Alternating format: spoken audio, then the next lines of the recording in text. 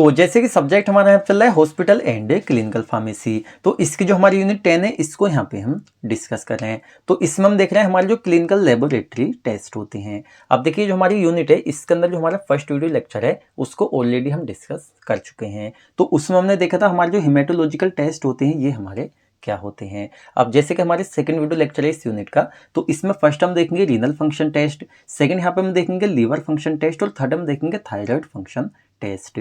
तो 3 टाइप के हमारे यहाँ पे टेस्ट है जिनको इस एक वन वीडियो लेक्चर में यहाँ पे हम डिस्कस करेंगे। तो चलिए देख लेते हैं। अब देखिए फर्स्ट यहाँ पे हम डिस्कस करेंगे हमारे जो रीनल फंक्शन टेस्ट होते हैं। देखिए रीनल हम कहते हैं यहाँ पे गुर्दों को, और हमारी जो किडनी होती है ये भी हम यहाँ पे गुर्दों कहते हैं। हमारी बॉडी में 2 किडनीज होती हैं, तो इनको यहाँ पे रीनल फंक्शन साथ में किडनी फंक्शन टेस्ट दोनों हम कह सकते हैं। जैसे कि यहाँ पे बेसिकली कुछ बातें यहाँ पे हमें समझनी होंगी। जैसे कि क्या होता है, हम ब्लड सैंपल लेते हैं, उसमें हमारी RBC count, WBC count, haemoglobin, HCT, platelets, इनको यहाँ पे हम देखते हैं, मतलब जांच करते हैं ब्लड सैंपल के थ्रू। उस तरह से क्या होता है, अगर हमारी किडनी में जैसे कोई इंडिविजुअल है, कोई इंसान है, उसकी किडनी में कोई दिक्कत आ रही है, उसके यूरिन का कलर चेंज हो रहा है, ऑर्डर चेंज हो रहा है, तो उस कंडीशन में क्या होता है, जो इंडिविजुअल है मतलब कोई इंसान है, उसका जो यूरिन होता है तो उसका एक सैंपल ले लिया जाता है और उससे यहाँ पे पता लगा लिया जाता है हमारी जो किडनी है वो सही से फंक्शन करे, वर्क कर रही है या नहीं कर रही है। अगर कर रही है तो ठीक है, नहीं कर रही है तो क्या वहाँ पे रीजन है, क्या दिक्कत है, क्या बीमारी है, ये सब चीज़ें वहाँ पे पता लगा ली जाती हैं। तो चलिए देख लेते हैं। रीनल और kidney function can be evaluated by urine test. हमारे जो यहाँ पे किडनी के फंक्शन होते हैं इनको यहाँ पे एवेल्यूटेड मतलब मूल्यांकन जांच कर ली जाती है हमारी जो यूरिन टेस्ट होता है इससे। ये हो गया। नेक्स्ट हमारे यहाँ पे पॉइंट है, a routine urinalysis is performed in case any kidney problem is suspected in an individual. अच्छा, टेस्ट हमारे किए कब जाते हैं, कोई एक इंडिविजुअल इंसान है तो उसमें क्या है, सस्पेक्ट है, मतलब उसको ऐसा फील हो रहा है कि उसकी किडनी में कुछ दिक्कत है, तो यूरिन का सैंपल ले लिया जाता है और किडनी में जो दिक्कत आ रही है वो वहाँ पे पता चल जाती है। जैसे कि यहाँ पे कुछ पॉइंट हम देखेंगे। फर्स्ट हम देखेंगे यूरिन एनालिसिस। अब जैसे किसी इंडिविजुअल को कुछ सस्पेक्ट है, कुछ मसला हो रहा है, तो डॉक्टर वहाँ पे उसका कराना चाह रही है, डॉक्टर से वो नहीं मिला, डायरेक्टली किसी लैब में जाके क्लिनिकल लैब में अपना टेस्ट करा रहा है, तो क्या होता है, उसका जो यूरिन का टेस्ट है मतलब यूरिन का सैंपल उसको लिया जाता है और यूरिन का एनालिसिस किया जाता है। अब यूरिन में क्या क्या चीज़ें देखी जाती है तो वो हम यहाँ पे डिस्कस करेंगे। जैसे urine is examined physically and chemically.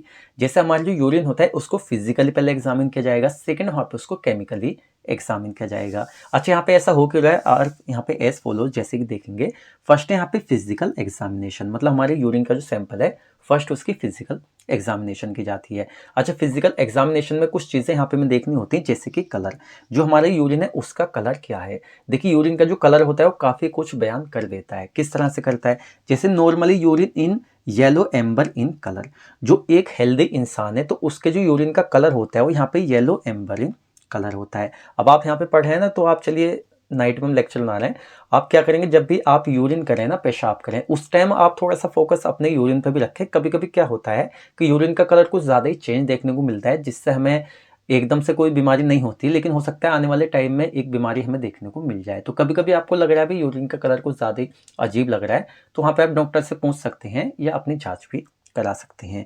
तो नॉर्मल येलो एम्बरिन कलर का होता है, बट कलर में भी डिपेंड ऑन रिसेंट डाइट। लेकिन क्या होता है, जैसे आपने रिसेंट में क्या खाया है तो उसकी वजह से यूरिन का कलर चेंज हो जाता है। जैसे फॉर एग्जांपल, जैसे क्या होता है, आयरन का सिरप आप लीजिए, बॉडी में आपको ब्लड बढ़ाना है तो आयरन का सिरप आप ले रहे हैं, तो इससे क्या होता है, आपका जो यूरिन है वो डार्क कलर का देखने को मिल सकता है। कभी कभी डर भी जाते हैं इस चीज़ से लोग। जैसे कि और होते हैं हमारे मल्टीविटामिन, जैसे क्या हो गया, डिवाइटल हो गया, और हमारे मल्टीविटामिन कैप्सूल होते हैं, कभी कभी आप उनको खाते हैं ना तो आपको रेड कलर का यूरिन देखने को मिलता है। अब एक बार हमें खुद ऐसा हो गया था, हम खुद देख के डर गए थे, उस टाइम इतनी नॉलेज नहीं थी हमें इस बारे में, तो हमने देखा कि हमने यूरिन करा, मल्टीविटामिन हमने खाया था, तो उस टाइम करा तो क्या हुआ कि हमने एक चीज़ के अंदर उसको कर लिया यूरिन को, तो वहाँ पे वो टोटल रेड था। अब देख के थोड़ा सा मतलब डर भी फील हुआ, लेकिन उसके बारे में नॉलेज ली तो वहाँ पे पता चला कि जो हमारे क्या होता है, जो हमारे सॉफ्ट जिलेटिन कैप्सूल होते हैं उनमें जो जिलेटिन होता है उसकी वजह से क्या होता है, यूरिन का कलर डार्क मतलब रेड देखने को मिल जाता है। तो ये चीज़ें हमारी होती हैं, तो हम कलर का एनालिसिस करते हैं, और जब हमने इसका एनालिसिस कर लिया तो सिग्निफिकेंस, जैसे उस कलर के बेस पे यहाँ पे हम पता लगाते हैं, डार्क कलर यूरिन इंडिकेट्स, अगर जो यूरिन का कलर है वो डार्क है यहाँ पे, तो कह सकते हैं यहाँ पे डिहाइड्रेशन देखने को मिल सकता है। मतलब मे भी हो सकता है आपको डिहाइड्रेशन हो गया है। डिहाइड्रेशन का क्या मतलब होता है, बॉडी से एक्सेसिव क्वांटिटी में आपका जो यूरिन है, यहाँ पे जो वाटर होता है फ्लूइड, वो बॉडी से बाहर जा रहा है, जिससे बॉडी में यहाँ पे वाटर की कमी हो गई, जिसकी वजह से यूरिन का कलर है वो डार्क देखने को मिल रहा है। तो ये हो गया। नेक्स्ट यहाँ पे red urine shows the presence of RBC in blood. कभी कभी क्या होता है हमारा जो ब्लड है वो रेड देखने को मिला है। एक तो अभी ना आपको होता है मल्टीविटामिन वाला, लेकिन आपने कोई मल्टीविटामिन नहीं खाया है और आपका जो यूरिन का कलर है यहाँ पे शो हो रहा है आपको रेड कलर का। तो हो सकता है आपका जो यहाँ पे यूरिन है उसके अंदर आपकी जो रेड ब्लड सेल्स होती हैं वो प्रेजेंट हो, और अगर आपकी यूरिन के through red blood cells body से बाहर जा रही हैं तो यहाँ पे काफ़ी दिक्कत आपको देखने को मिल सकती है। तो ये सब यहाँ पे इसमें पता लगा लिया जाता है। अच्छा, नेक्स्ट होता है यहाँ पे कलर हमारा हो गया ओडर। ओडर का मीन्स होता है गंध। जब आप यूरिन करते पेशाब करते तो उसकी जो स्मेल होती है ना, तो स्मेल से भी यहाँ पे काफ़ी कुछ पता लगा लिया जाता है यहाँ पे यूरिन का एनालिसिस करके, टेस्ट करके। जैसे जो नॉर्मल ओडर यहाँ पे होता है, मतलब गंध स्मेल जिसको हम कहते हैं, जस्ट लाइक अमोनिया। जैसे अमोनिया की गंध होती है ना स्मेल, उसी तरह से हमारी जो नॉर्मल होता है यहाँ पे यूरिन की जो गंध होती है, ओडर होता है, वो हमारा अमोनिया की तरह होता है। It's smell indicates various pathological condition.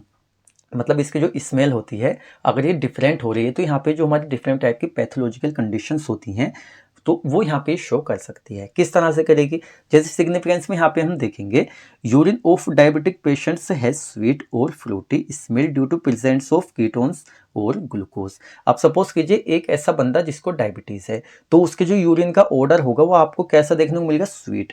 Sweet क्यों देखने को मिलेगा, क्योंकि आपको पता है डायबिटीज जब हमारी बॉडी में होती है तो क्या होता है जो ग्लूकोज होती है हमारी कीटोन्स बॉडी होती है उनका लेवल हमारा बढ़ जाता है। तो उस वजह से हमारा ये हो सकता है जो यूरिन की जो स्मेल होगी वो आपकी यहाँ पे अमोनिया की तरह नहीं होगी, या तो स्वीट होगी या आपकी फ्रूटी होगी। अब ऐसे नहीं कोई उनको सूंघ रहा है बिल्कुल जाके, लेकिन ये चीज़ें पता लगा ली जाती हैं। तो इसमें नेक्स्ट हम देख लेते हैं यहाँ पे पीएच। तो पीएच भी यहाँ पे हम देखते हैं इसमें, जैसे generally urine is slightly acidic. जैसे हमारा एसिडिक बेसिक होता है तो यूरिन जो होता है हमारा स्लाइटली जब हम इसको देखते हैं तो हमारा एसिडिक नेचर का होता है। साथ में हमारा जो पीएच होता है इसकी जो मतलब नॉर्मल रेंज होती है बिटवीन यहाँ पे 4.5 से 8 होती है। मतलब इतना हमारा पीएच होता है यहाँ पे किसका, जो हमारा यूरिन होता है इसका। बेसिकली हो जाती है हमारी यहाँ पे फिजिकल एग्जामिनेशन। हमारे जो यहाँ पे यूरिन होता है इसके फिजिकल एग्जामिनेशन में हम इसका कलर चेक करते हैं, ऑर्डर देखते हैं, साथ में पीएच देखते हैं। अब इसमें नेक्स्ट हमने आपको बताया था केमिकल एग्जामिनेशन। तो केमिकल एग्जामिनेशन हमारी क्या होती है, थोड़ा सा इसके बारे में जान लेते हैं। देखिए हमारा जो यूरिन है जब इसका केमिकल एग्जामिनेशन किया जाता है तो बेसिकली इसमें कुछ चीज़ों का पता लगाया जाता है। जैसे कि हमारी जो यूरिन है इसमें हमारी प्रोटीन हो गई, ग्लूकोज हो गया, अदर हमारे शुगर हो गए, देखिए सभी हमारे यहाँ पे जाते हैं यूरिन के थ्रू, एक नॉर्मल क्वांटिटी में जाते हैं। लेकिन अगर ये चीज़ें नॉर्मल क्वांटिटी से ज़्यादा में जा रही हैं तो काफ़ी ज़्यादा दिक्कत देखने को मिल सकती है। जैसे सपोज कीजिए आपकी बॉडी से जो प्रोटीन है यूरिन के थ्रू हिसाब से ज़्यादा जा रही है, यूरिन से बाहर जा रही है, तो आपकी बॉडी में प्रोटीन की कमी हो सकती है। तो इस तरह से जैसे केमिकल एग्जामिनेशन में फर्स्ट हम देखेंगे protein. Presence of abnormal concentration of albumin and globulin in urine indicates proteinuria. आप अगर क्या करें यूरिन कर रहे हैं, लेकिन जब आपका जांच कराई गई, यूरिन का सैंपल लेकर उसका एनालिसिस किया गया तो वहाँ पे देखा गया कि आपकी जो एल्बुमिन और ग्लोबुलिन प्रोटीन है वो एबनॉर्मल कंसंट्रेशन में उस यूरिन के अंदर प्रेजेंट है। तो इंडिकेट्स किया जाता है कि आपको प्रोटीनूरिया यहाँ पे हो सकता है। देखिए मे भी मतलब कि हो ही जाएगा जब यहाँ पे ये चीज़ देखने को मिल रही है, तो ये एनालिसिस किया जाता है। नेक्स्ट यहाँ पे ग्लूकोज। आपका जो यूरिन है जब उसको एनालिसिस किया गया तो वहाँ पे पाया गया कि high level of glucose in urine. आपका जो यहाँ पे यूरिन है उसमें जो ग्लूकोज का लेवल है वो हाई जा रहा है, मतलब आपकी बॉडी से ग्लूकोज हिसाब से ज़्यादा जा रहा है। तो ये यहाँ पे सीधा शो कर रहा है, इंडिकेट कर रहा है ग्लाइकोस यूरिया। थर्ड है यहाँ पे अदर शुगर, जैसे presence of fructose sugar in urine indicates fructose urea. देखिए क्या होता है कभी कभी यहाँ पे डिसीज पूछ ली जाती है, जैसे कि आपसे मल्टीपल क्वेश्चंस में एक क्वेश्चन दिया गया आपको प्रोटीनूरिया क्या होता है। अब वहाँ पर आपको उस चीज़ दी जाएंगी कि जैसे कि प्रोटीनूरिया होता है तो ये किसकी जो हाई लेवल है उसकी वजह से होता है। तो सीधा आप कहेंगे प्रोटीनूरिया मतलब प्रोटीन की हाई क्वांटिटी से हो रहा है, और साथ में यहाँ पे ग्लाइकोसूरिया मतलब कि ग्लूकोज की हाई क्वांटिटी से हो रहा है। नेक्स्ट यहाँ पर अदर शुगर, जैसे अगर फ्रक्टोज ज़्यादा जा रहा है तो सीधा कह सकते हैं फ्रक्टोसूरिया। तो नाम मिलते जुलते हैं, इस तरह से इनको हम देख सकते हैं। तो इससे के साथ में क्या होता है केमिकल फिजिकल एग्जामिनेशन से हम पता लगा लेते हैं हमारी जो किडनी की फंक्शनिंग है वो सही चल रही है नहीं चल रही है। चलिए इसमें नेक्स्ट हम देख लेते हैं यहाँ पे थायराइड फंक्शन टेस्ट। आप देखिए थायराइड फंक्शन टेस्ट हमारे क्या होते हैं, बेसिकली इसके बारे में हम आपको बताएं तो क्या होता है हमारी बॉडी में होती है थायराइड ग्लैंड। अब हमारी जो थायराइड ग्लैंड होती है हमारी रिलीज करती है थायराइड हार्मोन।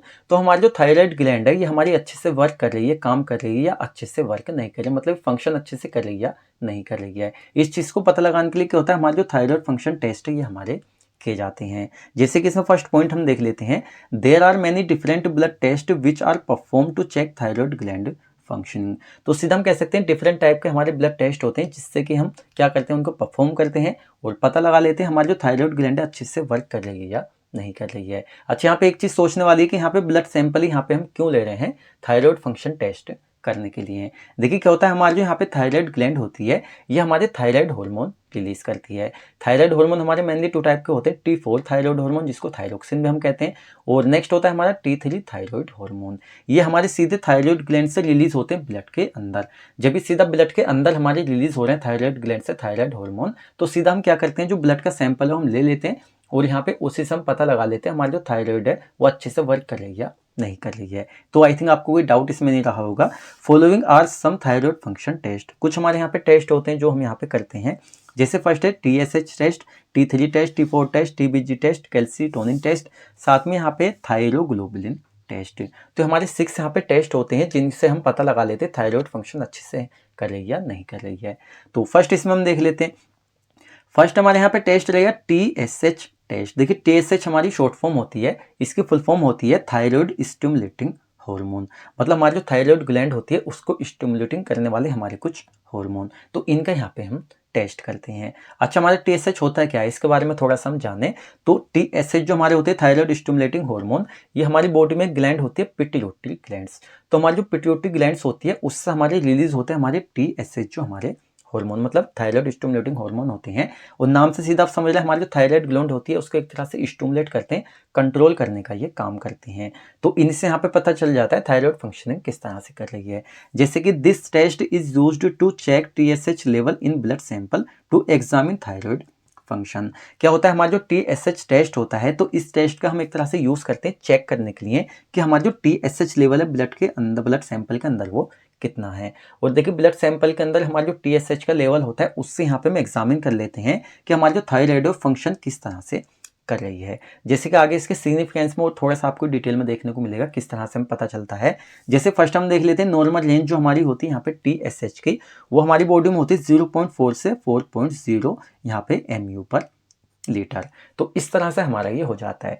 अच्छा, यहाँ पे सिग्निफिकेंस में हम देख लेते हैं। चल, जैसे हाई TSH लेवल इंडिकेट्स, जैसे हमारी जो बॉडी है उसमें अगर TSH का लेवल यहाँ पे हाई हो रहा है तो इससे क्या हो सकता है, यहाँ पे इंडिकेट होगा कि इनसफिशिएंट थायराइड हार्मोन प्रोडक्शन।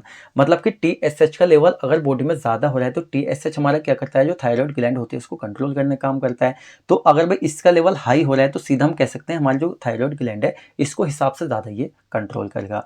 इतना ज़्यादा कंट्रोल करेगा कि हमारी जो यहाँ पे थायराइड ग्लैंड होती है वो थायराइड हार्मोन का जो प्रोडक्शन है वो अच्छे से नहीं कर पाएगी। और इसकी वजह से क्या हो जाएगा, यहाँ पे जो हमारा हाइपोथायरॉयडिज्म है हमारा ये कॉज हो जाएगा। हाइपोथायरॉयडिज्म हमारी कौन सी कंडीशन होती है, जो हमारी बॉडी में जो थायराइड ग्लैंड होती है वो सफिशिएंट अमाउंट में यहाँ पे जो थायराइड हार्मोन होता है उसका प्रोडक्शन नहीं कर पाती है। सीधा सीधा अगर हमारी बॉडी में थायराइड हार्मोन का प्रोडक्शन कम हो रहा है तो हाइपरथायरॉयडिज्म हो जाएगा। वहीं यहाँ पे इसका अपोजिट है, लो TSH लेवल इंडिकेट्स करता है एक्सेसिव थायराइड हार्मोन प्रोडक्शन। और यहाँ पे TSH का लेवल अगर हमारा कम है तो सीधा हम कह सकते हैं जो एक तरह से हमारी जो वर्किंग है यहाँ पे थायराइड की उसको कम कंट्रोल किया जाएगा यहाँ पे TSH के थ्रू, क्योंकि लो लेवल है TSH का। अब इसको कम कंट्रोल किया जा रहा है तो सीधा हम कह सकते हैं हमारी जो थायराइड ग्लैंड है वो हिसाब से ज़्यादा यहाँ पे थायराइड जो हार्मोन है हमारा उसको यहाँ पे प्रोडक्शन कर देगी, जिससे हाइपरथायरॉयडिज्म हो जाएगा। आई थिंक आप यहाँ पे कंफ्यूज हो रहे होंगे। देखिए हमारा जो TSH है हमारा थायराइड स्टिमुलेटिंग हार्मोन, हमारे थायराइड ग्लैंड को स्टिमुलेटिंग करने का वर्क करता है, कंट्रोल करने का। तो अगर हमारा जो TSH का लेवल यहाँ पे हाई हो रहा है, ज़्यादा हो रहा है, तो हिसाब से ज़्यादा कंट्रोल करेगा, जिससे कि थायराइड ग्लैंड जो नॉर्मल क्वांटिटी में यहाँ पे प्रोडक्शन कर रही है थायराइड हार्मोन को नहीं कर पाएगी, जिससे कि हाइपोथायरॉयडिज्म हो जाएगा। अगर यहाँ पे लो लेवल में TSH तो कंट्रोल थायराइड हार्मोन ग्लैंड को कम किया जा रहा है तो वो ज़्यादा प्रोडक्शन कर देगी थायराइड हार्मोन का। तो एक नॉर्मल क्वांटिटी में जो एक तरह से TSH का लेवल है वो बॉडी में अगर हमारा यहाँ पे नॉर्मल होगा, इतना होगा, तो उसको लिमिटेड यहाँ पे स्टिमुलेटिंग किया जाएगा थायराइड ग्लैंड को, और वो एक तरह से नॉर्मल रेंज में जो थायराइड हार्मोन है उसको वहाँ पे रिलीज करेगी। तो ना ही तो हाइपोथायरॉयडिज्म होगा और ना ही हाइपरथायरॉयडिज्म होगा। आई थिंक काफ़ी कुछ इसमें आपने समझ लिया। चलिए नेक्स्ट हम देख लेते हैं यहाँ पे T3 और ट्राई आयोडोथायरोनिन। देखिए T3 जो हमारे थायराइड हार्मोन होता है और इसकी फुल फॉर्म होती है यहाँ पे ट्राई आयोडोथायरोनिन। तो एग्जाम में T3 या यहाँ पे ट्राई आयोडोथायरोनिन दोनों नाम से अगर आपको आ रहा है तो सेम ही होता है, ठीक है ना। कभी कभी MCQs में आपको घुमाने के लिए ये दे दिया जाता है। तो क्या होता है, this test is use to check production level of thyroid hormone T3 in blood. अब हमारे जो यहाँ पे T3 टेस्ट होता है, असल में क्या होता है कि हमारा जो थायराइड ग्लैंड है ये कितनी क्वांटिटी में ब्लड के अंदर हमारी जो T3 है इस हार्मोन को यहाँ पे रिलीज कर रही है। तो इसका पता लगाने के लिए यहाँ पे हमारी जो ये T3 टेस्ट है ये हमारा यहाँ पे किया जाता है। जैसे अगर नॉर्मल रेंज की हम बात करें यहाँ पे तो 100 से 200 mg पर डेसीलीटर ये हमारी होती है यहाँ पे रेंज नॉर्मल जो यहाँ पे होनी चाहिए। किसकी होनी चाहिए? हमारे जो थायराइड ग्लैंड प्रोडक्शन करनी चाहिए T3 का ब्लड के अंदर। अच्छा, सिग्निफिकेंस हम देख लेते हैं। हाई T3 लेवल इंडिकेट्स हमारा जो थायराइड ग्लैंड है वो हाई लेवल में यहाँ पे क्या कर रही है, रिलीज कर रही है T3 को ब्लड के अंदर। तो इससे क्या हो सकता है, इंडिकेट यहाँ पे होगा हाइपरथायरॉयडिज्म। देखिए T3 का ज्यादा यहाँ पे रिलीज हो रहा है, मतलब कि थायराइड हार्मोन है हमारा, और थायराइड हार्मोन का जब जो लेवल है बॉडी में ब्लड में ज्यादा हो जाता है तो सीधा हाइपरथायरॉयडिज्म हो जाता है। इसका अपोजिट यहाँ पर रहेगा, अगर हमारा जो थायराइड ग्लैंड है वो लो T3 लेवल को मतलब क्या करे, जो T3 का लेवल है लो वहाँ पे रिलीज करे ब्लड के अंदर, तो T3 का लेवल कम हो जाएगा थायराइड हार्मोन का, तो इससे हाइपोथायराइडिज्म हो जाएगा। बिल्कुल बेसिक सी चीज़ है, बस आपको दिमाग लगाना है, आप यहाँ पे कंफ्यूज बिल्कुल भी मत होना। ज्यादा हो रहा है हमारा थायराइड का लेवल, चाहे हमारा T3 हो T4 हो तो हाइपरथायरॉयडिज्म, लो हो रहा है तो हाइपोथायरॉयडिज्म। ये हो गया। अब इसमें चलिए इसमें नेक्स्ट हम देख लेते हैं यहाँ पे थर्ड T4 टेस्ट।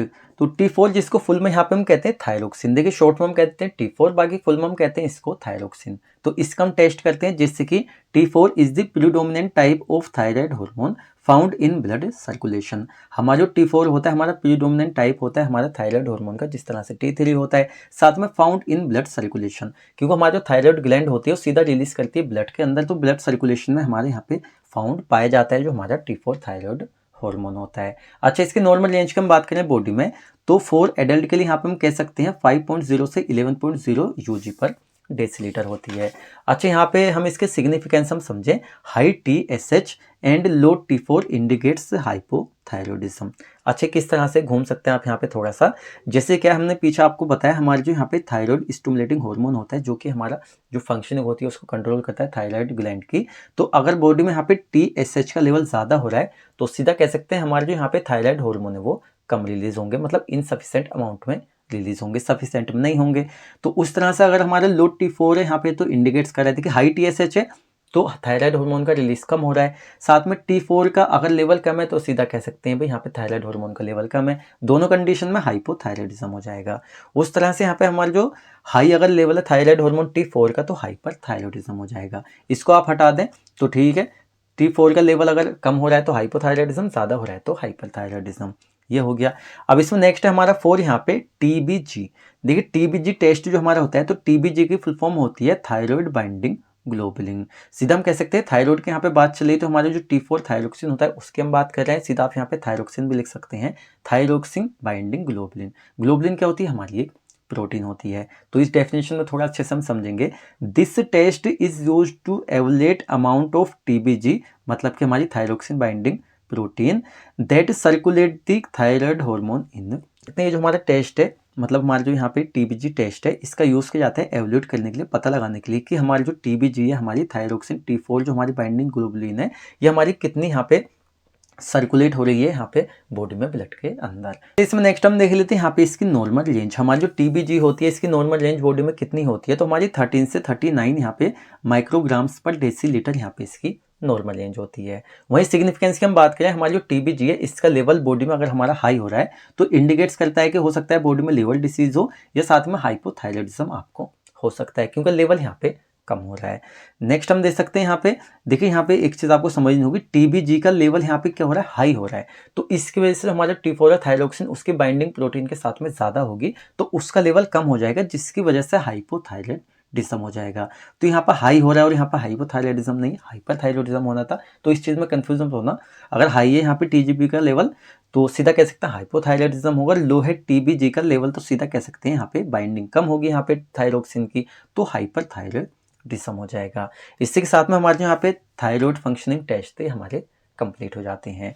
देखिए हमने अपनी तरफ से एक एक पॉइंट को क्लियर करने की पूरी कोशिश की है, लेकिन कभी कभी होता है आपका कोई डाउट रह जाता है तो सीधा आप हमसे कमेंट सेक्शन में पूछ सकते हैं, या टेलीग्राम का भी ऑप्शन, आपके पास काफ़ी सारे ऑप्शन अपने डाउट क्लियर करने के। अब आपको लेक्चर अच्छा लगा है तो वीडियो को लाइक करें, और आपने अभी तक चैनल को सब्सक्राइब नहीं किया है तो चैनल को भी सब्सक्राइब कर लें, बेल आइकन ऑन कर लें, जिससे आपको इस तरह के नोटिफिकेशन मिलते रहें। तो हम मिलते हैं जल्दी आपसे नेक्स्ट वीडियो लेक्चर में।